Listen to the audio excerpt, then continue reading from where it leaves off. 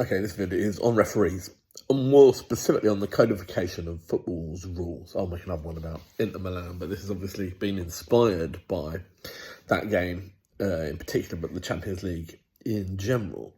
Now, there are separate issues I have with refereeing, but I think that a lot of our recent problems, Premier League and UEFA, are about the codification of rules. Football is a really simple game. In order to try and make refereeing consistent, I think that's the trouble. People talk about two things in refereeing: consistency and common sense, without realising that those things are basically the diametric opposites on your graph of refereeing. What both UEFA and PGMOL at different moments and different times are trying to do is, in order to move the graph, move your point towards consistency, and so that all the rules are the same, have tried to codify rules. And this has made some obvious problems. Now, yesterday, and the day before, and in the previous Champions League game, so in the UEFA, trying to make things simple and consistent, have a different rule on handballs from the Premier League. In the Premier League, there has to be this sort of, is your ball, your arm or hand in an unnatural position? Are you trying to make yourself bigger? You're trying to gain an advantage? And there's been this back and forth, whether you include the word deliberate in your instructions. It's simpler in UEFA terms, where it basically seems to be, if the ball hits your hand, it's handball, which gives you some ridiculous calls. I thought our penalty against Shakhtar Donetsk was ridiculous. I mean, at the time, no one in the stadium even knew what it was given for, and that cross came in at my end of the pitch. Man City's penalty against Sporting Lisbon, which Haaland canks off the bar, stay humble, you robot prick, is also ridiculous. And the one with Marino, where the ball gets deflected, is it Taremi? I can't remember. Someone flicks the ball on, it travels a yard straight into Marino's arms, the penalty. Those sort of penalties are ridiculous. But where they've come from is an attempt to make things consistent. It never really works, because obviously there was a period in La Liga, a friend of mine was reminding me, where they tried to make all handball penalty. You get this ridiculous thing where you've got everyone's defending, running around defending like bloody trussed up penguins.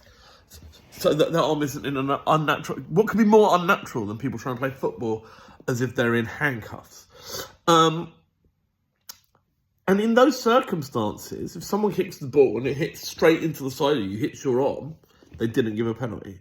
Well, why not? I mean, are you still applying the rules? No, because it seems even more ridiculous if someone's doing everything they can to avoid the ball hitting their arm and it hits their arm, giving a penalty. There are those ones where people do their little scoop, someone's in front of them, they try and just kick the ball straight into someone's arm or hand. Well, that's ridiculous. That's not part of the game.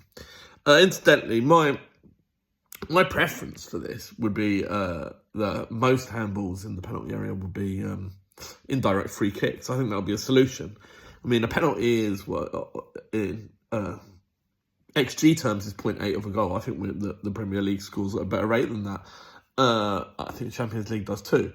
But, an almost guaranteed goal seems like a massive punishment for the offence of having arms. And it's come out of codification. I'd like to see the rules changed there.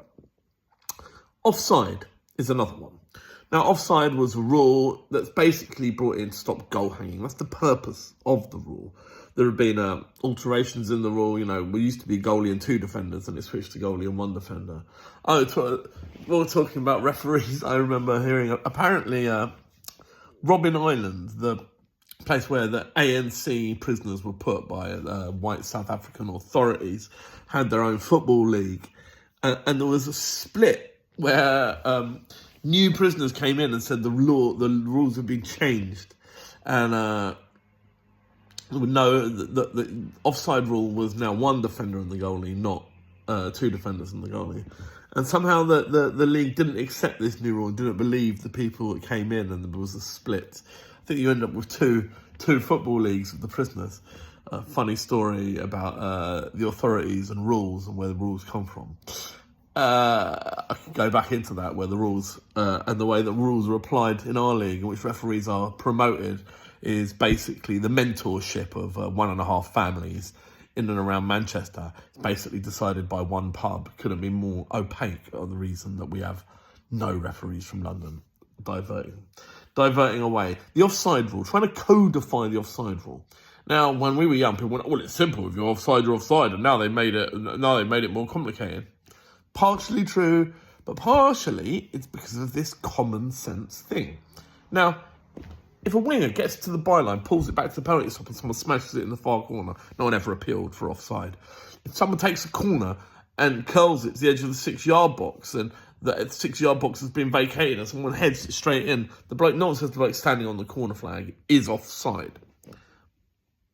But, technically they are. So when you try and codify it, you say, well, they have to be interfering with play. They have to be past the ball. Then you get these strange situations. I mean, they said it was the Ben White rule. Remember that at the beginning of this season? The Premier League said they were going to stop people from interfering with goalkeepers by standing on them. And then Man City have Bernardo Silva standing on the goalie. And it's fine. That's not given us a foul for his interaction with the goalie, where he has no interest in the ball, no intention in trying to play the ball, but he's also not offside. These things are complicated. Basically, another classic one, same game, Arsenal Inter last night. If you get a shot off, you get a header in, ball is crossed, you shoot, you dribble, you shoot. Someone in a desperate attempt to block that ball clears you out immediately after the shot goes. It's never given as a penalty. It never has been. It's an unwritten rule of football. You had your shot. You can expect people in the penalty area to desperately try and block your shot. That's it. Unlucky. The rules are different in the penalty area from outside. There is a higher bar for a foul in the penalty area because a penalty is such an extreme punishment. But the trouble is, that's not in the rules of football. The rules of football don't say that it's more or less of a foul in a penalty area. The rules are supposed to be the same all over the pitch. And there's no rule that says you can clear people out. I mean, if I pass the ball 10 yards and someone clears me out, they're getting booked. But when it's a shot, the rules are different. This particular unwritten rule of football has been very resistant to codification because it's crazy. And yet it's common sense. It's funny. This is the problem with football. I revert down to the thing that we need to have trustworthy refs. We need to let the referees do their job. And it's very difficult. In the Premier League, I find it very difficult that all the referees, all of my life, virtually none of them have been from London. We've had Rennie as the only black referee. We've got no female referees. They're all fucking bald, Brexit-y people from the northwest of England. And how the PGMOL runs and the people who run it always seem to be very northwest affiliated. Fergie's Rent Boy. It's ridiculous. It's ridiculous how Hackney Marsh, I keep saying this, Hackney Marsh is visible from space. London has more leagues, more referees than almost the rest of the country put together, yet we have no referees who make it to the top level. Why? It's a ridiculous, opaque system of mentorship where the referees picked are all from the same area. I can't even go into that. I can't trust it. Last night, the Romanian ref had a different style of refereeing to a lot of referees we get, even though there's a more, you say, European refs. He very much was trying to keep control. He often booked both sides. I thought it was a bit harsh on Gabriel. He was Lautaro Martinez was sort of bashing him, grabbing him. Gabriel reacted a bit, and then he booked both of them. They had one where they deliberately stopped to restart, and Gabby Jesus is desperately trying to get the ball to stop them from wasting time. He books both of them. As an Arsenal man, that feels harsh at the time, but it's sort of a refereeing style, warning both teams, stop pissing about. Or you could be sent off. We would say, we didn't start it. But he kept the game mostly flowing as much as he could, into doing their mid-block diving around thing. I thought the Romanian ref, he essentially followed the way that the game is supposed to be refereed. He's aware he's getting marked by UEFA. You don't give penalties for people getting cleared out after they try and get a shot in on goal. Marino heads the ball. I think he even heads it into the hand of the goalie a little bit. I mean, the goalie doesn't win the ball, but he does touch the ball. And the handball, it's a UEFA handball. I think it's a ridiculous way of applying the rules. Like I said, I'd like to see it be an indirect free kick.